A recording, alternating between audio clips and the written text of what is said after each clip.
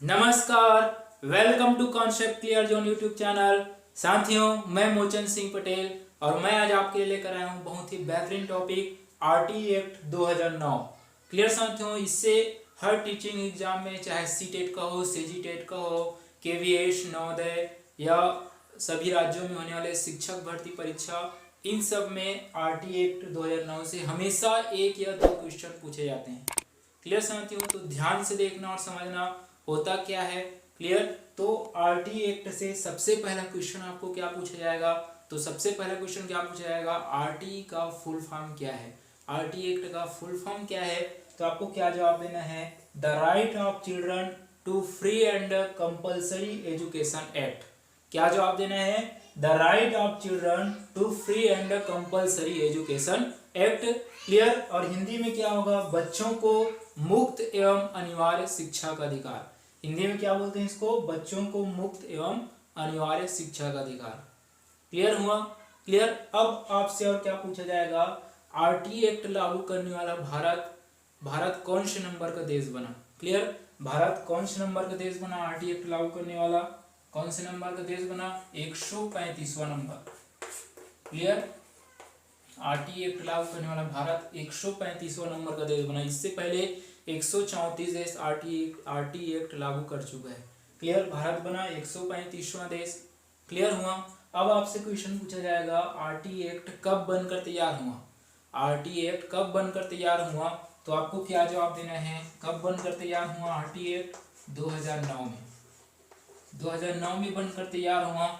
लेकिन एग्जाम में क्या पूछा जाएगा, आरटी एक्ट भारत में कब से लागू हुआ या कब से प्रभावी हुआ, तो क्या जवाब देना है, कब से लागू हुआ आरटी एक्ट, 1 अप्रैल 2010 को। क्लियर, कंफ्यूज नहीं होना है, जैसे एग्जाम में पूछा जाएगा वैसे ही आपको क्या करना है, जवाब देना है। आरटी एक्ट कब बनकर तैयार हुआ, 2009 में। आरटी एक्ट भारत में कब लागू हुआ, 1 अप्रैल 2010 को। क्लियर, अब आपसे एग्जाम में क्या पूछा जाएगा कि आरटी एक्ट को भारतीय संविधान में कौन से संशोधन द्वारा कब जोड़ा गया। क्लियर, तो कौन से संविधान संशोधन द्वारा जोड़ा गया आरटी एक्ट को, 86वां संविधान संशोधन। क्लियर, आरटी एक्ट को कौन से संविधान संशोधन द्वारा, 86वां संविधान संशोधन, 86वां संविधान संशोधन 2002 जोड़ा गया। क्लियर, क्लियर, आरटी एक्ट कौन से संविधान संशोधन द्वारा, 86वां संविधान संशोधन 2002 में जोड़ा गया। क्लियर, और संविधान में जोड़ा गया तो इसको किस अनुच्छेद में रखा गया, ये एग्जाम में पूछा जा सकता है। तो कौन से अनुच्छेद, अनुच्छेद 21A। क्लियर, अनुच्छेद क्या आएगा, 21A या 21A। क्लियर हुआ। क्लियर हुआ यहाँ तक। भारतीय संविधान में कौन से संविधान संशोधन द्वारा, 86वां संविधान संशोधन द्वारा 2002 में जोड़ा गया, और आर्टिकल क्या है, 21A। क्लियर, इसी को एग्जाम में घुमाकर पूछ सकते हैं कि मुक्त एवं अनिवार्य शिक्षा कौन से अनुच्छेद में है, तो आपको क्या जवाब देना है, आर्टिकल 21A। क्लियर, ये आरटी एक्ट मुक्त एवं अनिवार्य शिक्षा क्या है, मौलिक अधिकार है। क्या है ये, मौलिक अधिकार है। क्लियर साथियों, ध्यान में रखना, ये क्या है, मौलिक अधिकार। क्लियर हुआ यहाँ तक। क्लियर, अब सर्व शिक्षा अभियान सुने होंगे आप लोग, सुने होंगे ना, तो इससे एग्जाम में पूछा जा सकता है कि सर्व शिक्षा अभियान भारत में कब बनकर तैयार हुआ, सर्व शिक्षा अभियान भारत में कब आया, तो आपको क्या जवाब देना है, SSA। क्लियर, सर्व शिक्षा अभियान के बारे में थोड़ा सा देख ले, और क्यों देख रहे हैं अभी समझ जाओगे, इसके बारे में क्यों देख रहे हैं। तो सर्व शिक्षा अभियान भारत में कब आया, 2000 में, और कब से लागू हुआ ऐसा पूछा जाएगा, तो क्या जवाब देना है, 1 अप्रैल 2001 से। क्लियर, सर्व शिक्षा अभियान कब लागू हुआ, 1 अप्रैल 2001 को, और कब आया, 2001 में। क्लियर, अब आपसे एग्जाम में पूछा जाएगा कि जो ये सर्व शिक्षा अभियान है क्या अभी वर्तमान में बंद हो चुका है या समाप्त हो चुका है, तो क्या जवाब देना है, सर्व शिक्षा अभियान अभी वर्तमान में बंद नहीं हुआ है। सर्व शिक्षा अभियान के जितनी भी बातें थी वो कहाँ, किस में चला गया, आरटी एक्ट ले लिया। क्लियर, सभी अनिवार्य बातें को आरटी एक्ट में ले लिया गया। क्लियर साथियों? क्लियर? यहाँ तक क्लियर हुआ? क्लियर? एक बार और देख लो, आरटी एक्ट का फुल फॉर्म क्या है? The right of children to free and compulsory education act, Hindi में बच्चों को मुक्त एवं अनिवार्य शिक्षा का अधिकार। क्लियर? भारत कौन से नंबर का देश बना आरटी एक्ट लागू करने में? 135वां नंबर। आरटी एक्ट कब बनकर आया? तो 2009 में। और कब लागू हुआ? 1 अप्रैल 2010 में। कौन से संविधान संशोधन द्वारा? 86वां संविधान संशोधन 2002 द्वारा क्या हो गया? जोड़ा गया। और अनुच्छेद क्या हो जाएगा? Article 21A। क्लियर? ये अनिवार्य एवं शिक्षक अधिकार क्या अधिकार है? मौलिक अधिकार है। क्या अधिकार है? मौलिक अधिकार है। और सर्व शिक्षा अभियान कब आया? 2000 में। और कब लागू हुआ? 1 अप्रैल 2001 को। क्लियर? सर्व शिक्षा अभियान के बारे में हम क्यों पढ़ रहे हैं? क्योंकि जो सर्व शिक्षा अभियान के जो भी बातें थी वो क्या आरटी एक्ट ले लिया गया। क्लियर? आरटी एक्ट में ले लिया गया। क्लियर? अब आपसे पूछा जाएगा कि जो आरटी एक्ट है उसका शीर्षक क्या है? आरटी एक्ट का शीर्षक क्या है? तो आपको क्या जवाब देना है? आरटी एक्ट का शीर्षक मुक्त एवं अनिवार्य शिक्षा। क्लियर? आरटी एक्ट का शीर्षक क्या है? मुक्त एवं अनिवार्य शिक्षा। मुक्त एवं अनिवार्य शिक्षा। क्लियर? शीर्षक क्या है? मुक्त एवं अनिवार्य शिक्षा। अब क्या पूछा जाएगा? जो आरटी एक्ट है किसको मुक्त एवं अनिवार्य शिक्षा प्रदान करता है? तो कौन सी क्लास से कौन सी क्लास तक के बच्चों को प्रदान करता है? तो आपको क्या जवाब देना है? 1st क्लास से 8th क्लास तक के बच्चों को क्या करते हैं? मुक्त एवं अनिवार्य शिक्षा प्रदान करते हैं। क्लियर? अब एज पूछ दिया जाएगा तो क्या जवाब देना है? 6 से 14 वर्ष तक के बच्चों को निःशुल्क एवं मुक्त अनिवार्य शिक्षा प्रदान किया जाता है। क्लियर? और मैं बताया था समावेशी शिक्षा में समझाया था कि बच्चे 2 प्रकार के होते हैं, है ना? चिल्ड्रन कितने प्रकार के होते हैं? 2 प्रकार के होते हैं। कौन कौन से? एक नॉर्मल चाइल्ड और एक क्या होता है? Special child. Clear? Normal child सामान्य बच्चा के लिए कितना वर्ष है निःशुल्क? 6 से 14 वर्ष। और स्पेशल चाइल्ड के लिए 6 से 18 वर्ष। स्पेशल चाइल्ड के अंतर्गत कौन आते हैं? खासकर दिव्यांग, विकलांग बच्चे, मानसिक रूप से या शारीरिक रूप से कमजोर बच्चे इसके अंतर्गत आते हैं। क्लियर? तो एग्जाम में आपको पूछ सकते हैं, है ना? डाउट मत होना, कंफ्यूज ना होना कि अगर नॉर्मल रूप से दिया रहेगा कि मुक्त एवं अनिवार्य शिक्षा किस एज तक के बच्चों को दिया जाता है, तो 6 से 14 वर्ष तक। अगर इसी में जोड़ दिया रहेगा स्पेशल चाइल्ड या विकलांग या दिव्यांग लोगों के लिए कितने वर्ष तक, तो 6 से 18 वर्ष तक की मुक्त एवं अनिवार्य शिक्षा दिया जाता है। क्लियर हुआ यहाँ तक? क्लियर? अब जो आरटी एक्ट है हमें क्या प्रोवाइड करता है ना? हमें क्या प्रोवाइड करता है आरटी एक्ट? तो ध्यान से समझना कि सबसे पहला क्या है आरटी एक्ट क्या प्रोवाइड करता है? पड़ोसी विद्यालय। क्लियर? कौन सी विद्यालय? पड़ोसी विद्यालय या नेबरहुड स्कूल। क्लियर? पड़ोसी विद्यालय सुने हैं? पड़ोसी विद्यालय ऐसी को क्या बोला जाता है? Neighbourhood school. तो जो पड़ोसी विद्यालय के बारे में पहले जान लो कि ये पड़ोसी विद्यालय कब आया था, है ना? इस कॉन्सेप्ट को कौन लाया था? तो पड़ोसी विद्यालय कब आया था? 1964 में। पड़ोसी विद्यालय कब आया था? 1964 ईस्वी में। और कौन लाया था पड़ोसी विद्यालय को? कौन लाया था? कोठारी आयोग ने। 1964 में पड़ोसी विद्यालय को कौन लाया था? कोठारी आयोग ने। क्लियर? कोठारी आयोग ने लाया था। तो जो नेबरहुड स्कूल या पड़ोसी विद्यालय को आरटी एक्ट में शामिल किया गया। ये पड़ोसी विद्यालय का कॉन्सेप्ट क्या है कि 1st से जो 5th क्लास तक के बच्चों के घर की दूरी और स्कूल की दूरी कितने किलोमीटर के अंदर होना चाहिए बताया गया। इसमें 1 किलोमीटर के अंदर होना चाहिए। कितने किलोमीटर के अंदर? 1 किलोमीटर। 1st से 5th क्लास। क्लियर साथियों? 1st से 5th क्लास तक के बच्चों के घर से स्कूल की दूरी कितने किलोमीटर के अंतर्गत होना चाहिए? 1 किलोमीटर। और 6, 7, 8 क्लास तक के बच्चों के घर से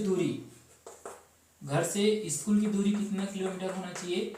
3 किलोमीटर के अंतर्गत होना चाहिए। क्लियर? यही क्या है? पड़ोसी विद्यालय कॉन्सेप्ट है, नेबरहुड कॉन्सेप्ट है। क्लियर? ये क्लियर हुआ।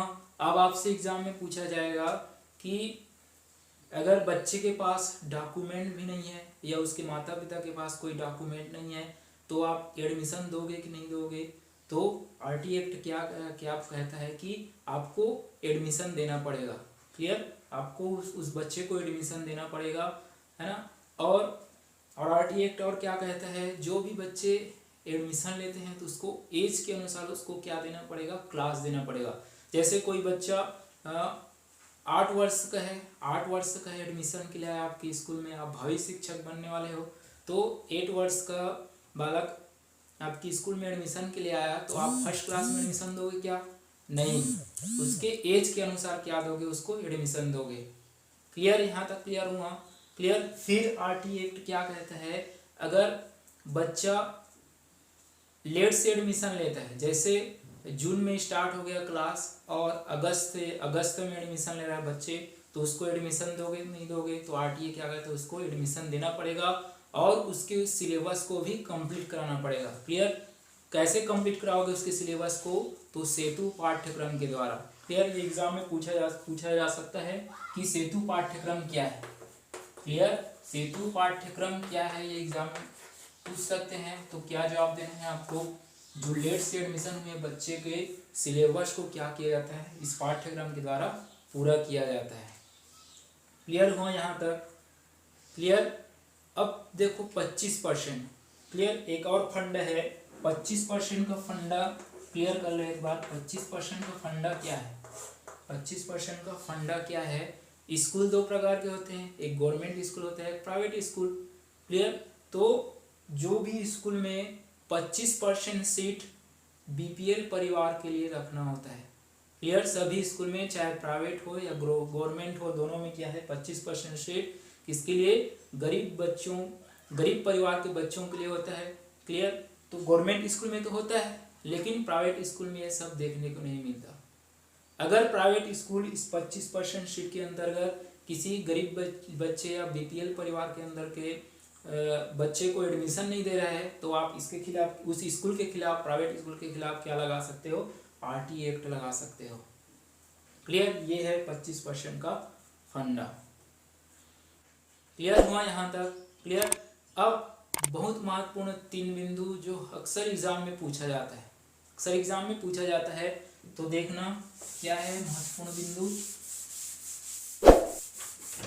स्टूडेंट, महत्वपूर्ण बिंदु क्या है, student teacher ratio. Student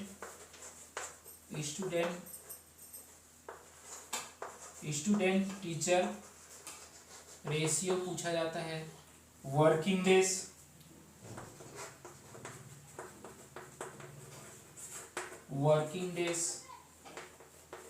clear, और टीचिंग वर्किंग आवर्स,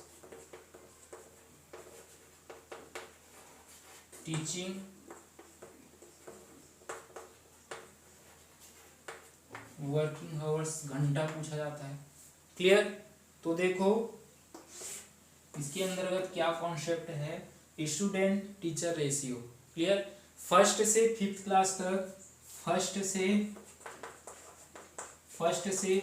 क्लास तक के बच्चों के लिए 30 बच्चों के लिए एक शिक्षक।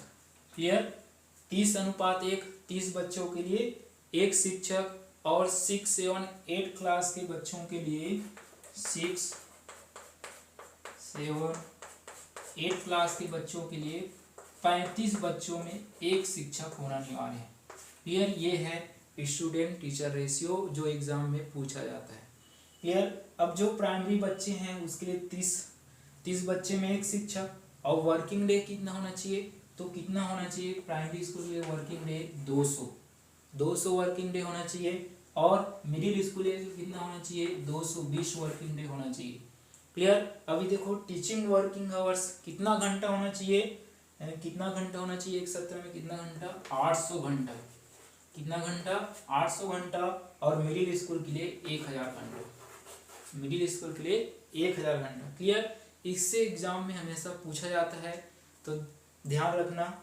Student teacher ratio primary school में 30 बच्चे में एक टीचर, और मिडिल स्कूल में 35 बच्चे में एक टीचर। वर्किंग डे होगा 200 प्राथमिक स्कूल में और 220 मिडिल स्कूल में। टीचिंग वर्किंग आवर्स होगा, घंटा होगा 800 और 1000 घंटा। क्लियर। अब आपसे एग्जाम में एक और क्वेश्चन पूछा जाता है, एक सप्ताह में टीचिंग वर्किंग आवर्स घंटा कितना होना चाहिए। क्लियर। एक सप्ताह में कितना दिन होता है, 7 दिन होता है, तो कितना घंटा होना चाहिए, तो क्या जवाब देना है, 45 घंटा एक वीक में। क्लियर। एक सप्ताह में कितना होना चाहिए, 45 घंटा। क्लियर। एग्जाम में पूछा भी जा चुका है ना। ऑप्शन में मिलेगा 41, 42, 44, 46, 45 इस प्रकार का मिलेगा। तो आपको ऑप्शन में 42 भी मिलेगा, तो 42 नहीं डालना है, क्या है, 45 घंटा होना चाहिए एक सप्ताह में। क्लियर। यहाँ तक हुआ, क्लियर हुआ आरटीई एक्ट कॉन्सेप्ट, है ना।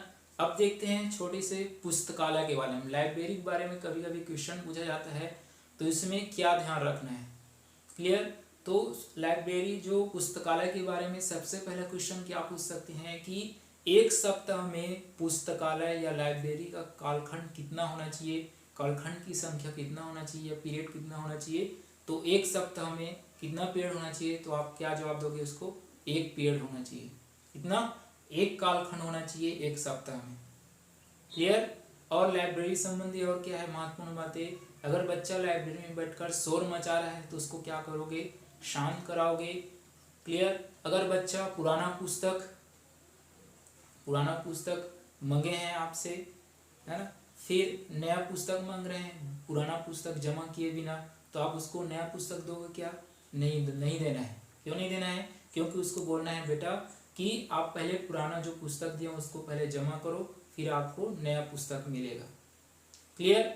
अब आपसे एग्जाम में और क्या पूछा जाएगा कि क्या छुट्टियों के दिनों में लाइब्रेरी खुले रहेगी या बंद रहेगी। तो क्या जवाब देना है, छुट्टियों के दिनों में भी लाइब्रेरी या पुस्तकालय खुला रहता है ना, खुले रहेगी। क्लियर। आरटीई एक्ट क्लियर हुआ, है ना।